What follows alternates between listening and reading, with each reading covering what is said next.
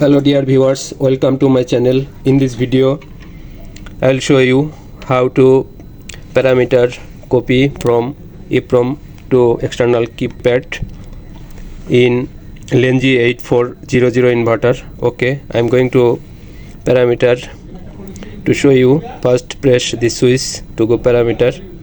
I'll go parameter transfer, down arrow key press parameter transfer, then right arrow key press.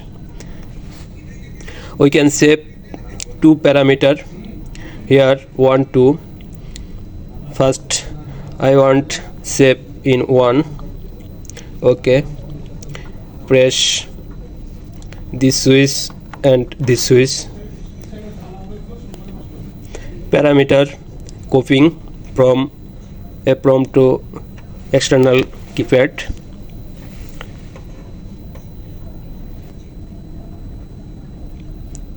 Done. Already save the parameter in keypad. One is block.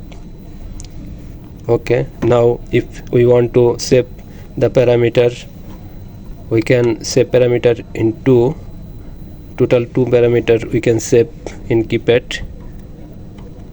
Okay, thank you so much for the watching video. Please like, share and subscribe my channel.